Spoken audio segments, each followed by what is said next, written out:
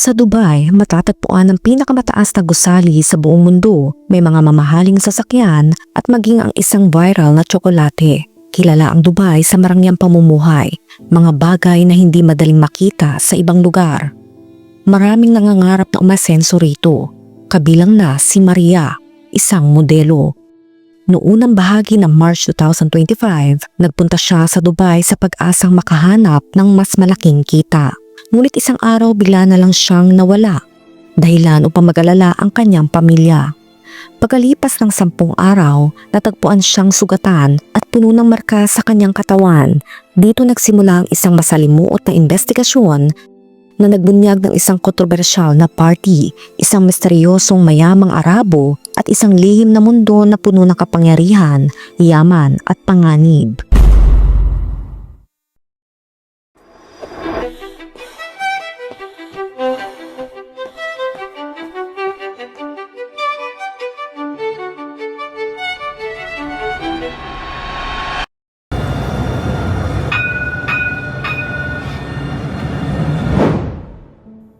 Ang trahedyang ito ay nabuo mula sa iba't ibang kwento, mga sinabi ng saksi, ilang bahagi ng ulat, social media posts at mga dokumentong hindi basta inilalabas ng pulisya. Ang tanging magagawa natin ay pagsamasamahin ng mga impormasyong nakalap upang subukang makita ang buong katotohanan. Si Maria Kovalchuk, isang 20 years old na Ukrainian model. Siya ay puno ng pangarap at sigla sa buhay. Kung titignan ng kanyang social media, makikita ang kanyang masayahing personalidad. Mahilig siyang maglakbay, mag-explore ng bagong bagay at abutin ang kanyang pangarap na sumikat sa industriya.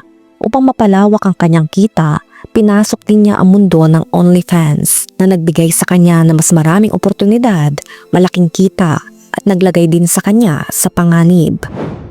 Dumating si Maria sa Dubai noong unang bahagi ng March 2025. Bitbit ang pangarap na makabuo ng isang world-class portfolio at makakuha ng mas malaking kita. Tulad ng maraming kabataang babae mula sa Eastern Europe, naniwala siyang maaring maging daan ng Middle East para sa mas magandang oportunidad at mas matatag na kinabukasan. Ngunit ilang araw matapos ang kanyang pagdating ay bigla siyang nawala. Ang huling mensahe na pinadala niya sa kanyang ina na si Anna ay noong March 10, 2025 na tila puno ng pag-asa na kung isasalin sa Tagalog ay, "Mama, mag-stay ako sa isang magarbong hotel, may isang cool na party. Nakakausap ko ang ilang mga interesanteng tao. Sabi nila mayroon silang mga koneksyon, matutulungan nila akong umunlad." Ngunit sino ang mga interesanteng tao na iyon? Ayon sa mga usap-usapan, hindi lang sila basta party goers, kundi mga individual na may koneksyon sa mga makapangyarihang grupo. May binanggit din tungkol sa tinatawag na sheikh, isang salitang madalas gamitin sa UAE para ilarawan ang kalalakihan mula sa royal families. Sa unang tingin, tila wala namang dapat ipag-alala. Mga kabataang nagpa-party, nag-e-enjoy sa marangyang buhay hanggang sa... Pagkatapos ng mensaheng iyon ay biglang nawala si Maria. Dito ang ina ni Maria ay tinawagan at humiling sa konsulado ng Ukraine sa Dubai na hanapin ang kanyang anak dahil sa ilang araw na nga itong nawawala.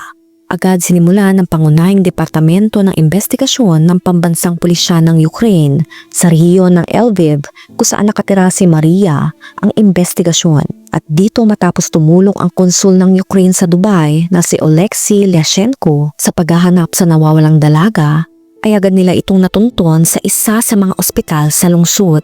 Ito'y noong March 19, 2025. Ayon sa ulat, isang nagdaraang motorista ang nakakita kay Maria sa gilid ng isang highway sa Dubai. May mga marka at bali sa kanyang mga braso, binti at gulugod. Wala siyang dalang cellphone o anumang personal na gamit. Isinugod siya sa ospital at sumailalim sa 4 na malalaking operasyon. Hanggang ngayon, hindi pa rin siya makapagsalita. Sinabi ng Dubai Police, maaring nangyari ito kay Maria dahil sa pagpasok niya umano sa isang restricted construction area, kung saan siya ay nahulog mula sa isang mataas na lugar. Samantala, may mga ulat na nagsasabing hindi naniniwala ang pamilya at mga kaibigan ni Maria sa opisyal na pahayag ng pulisya. Lalo pa alam nila na sinabi ni Maria sa kanyang ina na siya ay nananatili sa Dubai kasama pa nga ang 2 lalaki na nagpakilalang mga kinatawan ng industriya ng modeling. Kumbaga nandun si Maria para sa trabaho, hindi para pumunta sa isang restricted area. Ang malagim na pagkakadiskubre sa kanya ay mabilis na kumalat sa mga vlogs at lokal na balita. May mga nagsasabing hindi na siya makalakad dahil sa tindi ng kanyang natamo. Ang kanyang cellphone ay maaring nawasak o nablock upang walang makaalam kung sino ang kasama niya o ano ang nangyari sa kanya bago siya matagpuan. Hindi nagtagal kumalat ang mga haka-haka na hindi ito isang pangkaraniwang insidente. Ilang eksperto ang nagpost sa social media tungkol sa mga lihim na porta potty event kung saan ang mga babaeng influencer ay binabayaran ng malaking halaga kapalit na matinding at nakakababang pang-aabuso upang matupad ang malulupit na pagnanasa ng mayayamang lalaki. Ngunit tulad ng maraming kasong may kinalaman sa malalaking pangalan, kakaunti ang impormasyong inilabas sa publiko. Maaring dahil na rin kasalukuyang isinasagawa ng UAE Police ang investigasyon. Isa pang mahalagang karakter sa kwentong ito ay ang lalaking tawagin nating si Michael. Hindi siya isang modelo o sikat na personalidad, kundi isang madiskarteng lalaki mula sa isang maliit na bansa sa Europa. Dumating siya sa UAE 5 taon na ang nakalipas upang makahanap ng lugar sa industriya ng serbisyo at entertainment. Sa kalaunan naging middleman siya, isang taong naghahanap ng mga kababaihan mula sa Europa. Inaakit sila ng mga pangakong trabaho, fashion show at VIP party. Sinasabing si Michael ay may koneksyon sa mataas na lipunan o gusto niyang ipaniwala sa iba na ganun na nga. Siya umano ang nagpakilala kay Maria sa isang mayamang lalaki. Ang lalaking ito ay may impluensya, may kayamanan at di umano'y naakit sa kagandahan ni Maria na gusto niyang gawing asawa dahil mahilig siya sa mga babaeng taga-Europa. Bukod kay Michael, may isa pang tao sa kwentong ito. Tatawagin natin siyang Adam. Isa siyang European na matagal nang nakatira sa Dubai at may sariling negosyo. Sinasabing may kaugnayan ito sa mga restaurant o eksklusibong events para sa mga mayayaman. Ngunit may mga nagsasabing si Adam ay may mas malalim pang papel. Isa siya sa mga nag-oorganisa ng mga pribadong party para sa super rich peoples, kung saan bahagi ng entertainment ang mga babaeng modelo.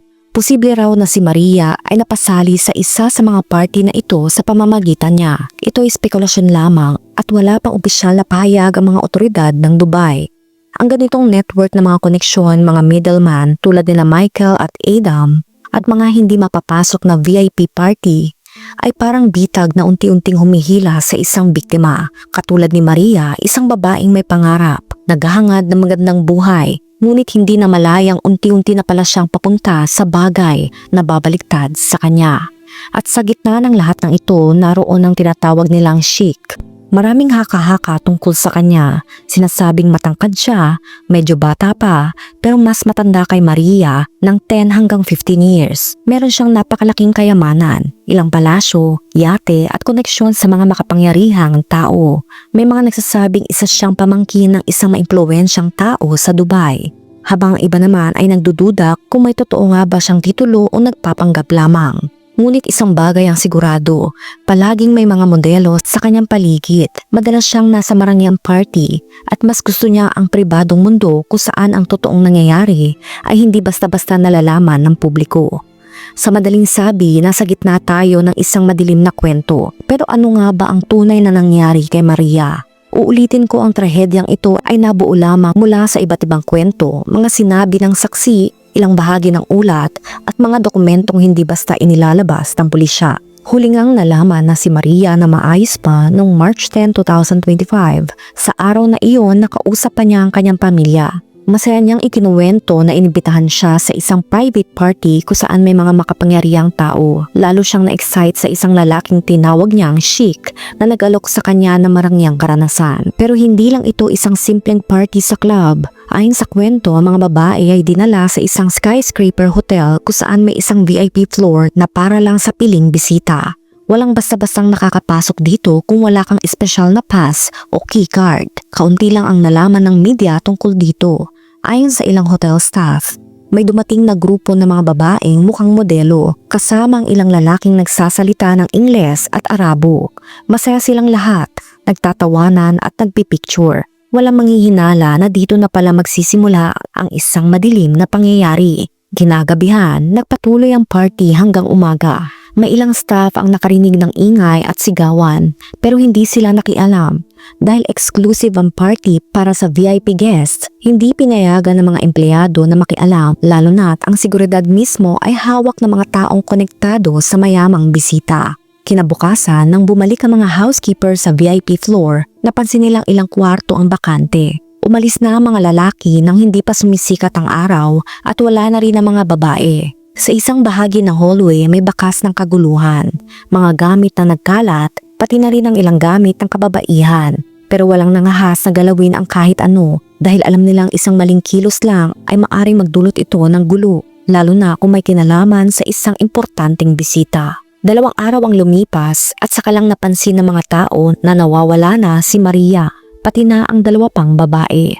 Wala silang balita sa social media, hindi rin sila makontak sa kanilang mga telepono, basta na lang silang naglaho.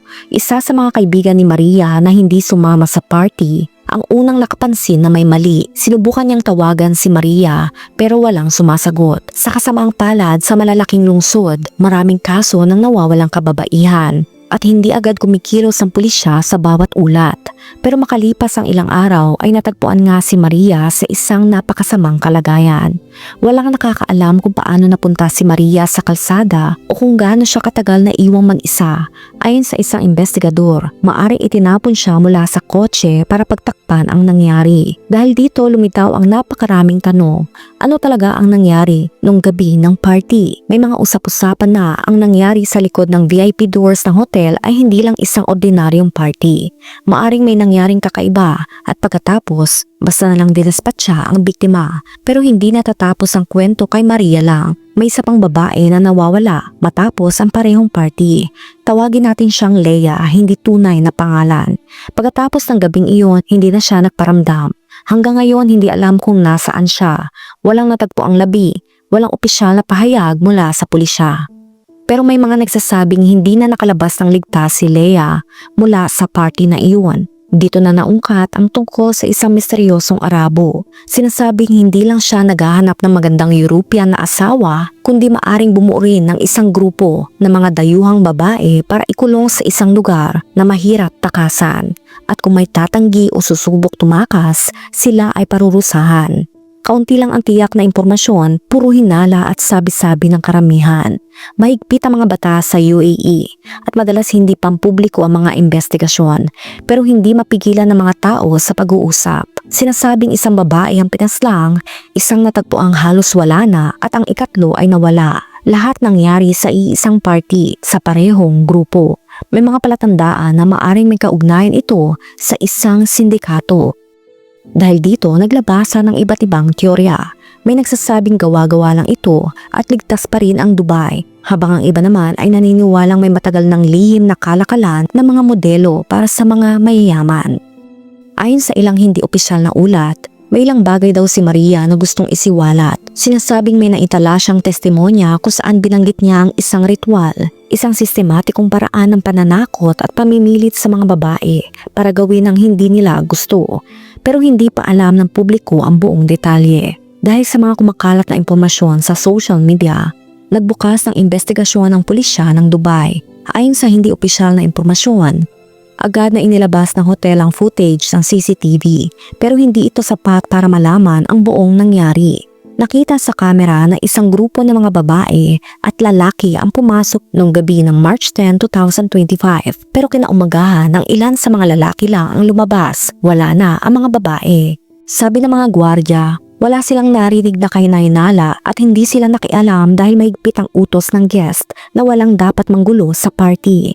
Pero tahimik pa ang mga opisyal, wala pang inilalabas na testimonya. Ang pagsubok na makausap ang tinuturo na sheik ay sobrang mahirap. Hindi pa tiyak ang kanyang tunay na pagkatao. May mga nagsasabing isa siyang miyembro ng isang maimpluwensyang pamilya, ang iba naman naniniwalang isa lang siyang mayamang impostor na yumaman sa negosyo. Ano man ang totoo, may malalakas siyang koneksyon kaya hindi madaling imbestigahan o tanungin siya ng basta-basta. Sa Ukraine, ang bayan ni Maria ay nagpakita rin ng pagkabahala ang mga otoridad. Ang kanilang foreign ministry ay humihingi ng tulong upang makakuha ng opisyal na impormasyon tungkol sa kaso. Samantala, nagalit ang publiko. Sinasabing hindi dapat manahimik sa ganitong pangyayari sa isang mayamang bansa na inaakalang ligtas at makatarungan. Sa huli nagsimula ang isang investigasyon, bagaman hindi ito masyadong isinapubliko. Hinahanap din si Michael, ang lalaking maaring nagpakilala kay Maria sa mga mayayamang tao. Pero may chismis na matagal na siyang nakaalis. May nagsabing nakita siya sa isang airport sa Europe 1 linggo matapos ang insidente. Samantala, bigla ring nawala si Adam at lumabas na ang kanyang negosyo ay puro nakarehistro sa offshore companies. Sinubukan ding hanapin ng mga otoridad ang ibang babaeng nasa party, ngunit walang lumutang marahil natakot, binayaran para manahimik o umalis na lamang. Lahat ng atensyon ay napunta kay Maria dahil siya lang ang posible makapagpatotoo. Ang problema, nasa malubhang kondisyon siya. May nagsabing ilang araw siyang nasa coma, habang ayon sa iba gising siya pero hindi makapagsalita dahil sa sobrang sakit. Sinubukan ng mga doktor na ayusin ang kanyang mga pinsala na hindi tugma sa isang normal na aksidente. Nang bumuti ang kanyang kalagayan, tinangka siyang interviewin, pero kakaunti lang ang impormasyong inilabas sa media. May mga sabi-sabing sinabi niya na siya ay kinulong laban sa kanyang kalooban at isang lalaking inakala niyang sosyal ang malupit na nanakit sa kanya. Nabanggit din na nagpadala siya ng mensahe sa messenger na humihingi ng tulong pero hindi malinaw kung natanggap ito. Pagkatapos lumala ang sitwasyon, may mga vloggers na nagsabing pinipigilan ang iskandalo, habang iba naman ay kumbinsido nga abot sa korte ang kaso dahil masyado itong high profile. Ilang buwan ang lumipas bago kinilala ng mga otoridad sa UAE ang ilang taong wanted, kabilang ang mga nasa party, pero hindi nila isinapubliko ang mga pangalan. Wala pa ring malinaw na impormasyon tungkol sa Sheikh na pangunahing sospek. Posibleng nakaalis na siya sa bansa o nakikipagnegosasyon gamit ang kanyang mga abogado. May mga nagsasabing ginagamit niya ang kanyang yaman at koneksyon para makaiwas sa kaso. Gayunpaman, hindi pa sarado ang investigasyon, lalo na lumawak na ang pangalan ni Maria sa labas ng UAE. Samantala, ayon sa pinakabagong impormasyon, unti-unting bumubuti ang kalagayan ni Maria. Ngunit hindi tiyak kung makakabalik pa siya sa kanyang modeling career dahil sa mga natamo niyang pinsala. May mga nagsasabing bumalik na siya sa Ukraine upang ipagpatuloy ang kanyang pagpapagamot. Ngunit matagal pa ang kanyang paggaling, hindi lang sa pisikal kundi pati sa kanyang mentalidad. Ayon sa mga eksperto, ang ganitong mga kaso kung saan napapahamak ang mga modelo at kabataang babae ay magpapatuloy hanggat may demand para sa kakaibang uri ng aliwan na tinatangkilik ng mga mayayaman at makapangyarihan. Mahirap itong pigilan dahil marami ang naaakit sa madaling pera at kadalasan mahina ang proteksyon ng batas laban sa impluwensya ng pera at kapangyarihan. Gayunpaman, bawat high-profile na kaso ay nagpapakita ng mga panganib na ito. Sa pamamagitan ng kwento ni Maria, may pagkakataong maging mas maingat ang ibang kababaihan at hindi basta-basta tatanggap ng anumang alok. Ang kaso na ito ay patuloy pa rin ang investigasyon. Umasa kayo na magbibigay kami ng update kapag may pag-usad na sa kaso. Ikaw, anong masasabi mo sa kwento natin ngayon? Let me know sa comment section. Kung nakaabot ka sa video na ito ay maraming salamat. Huwag kalimutan mag-like, share, subscribe, and turn on the notification. Ingat ka palagi. Ciao!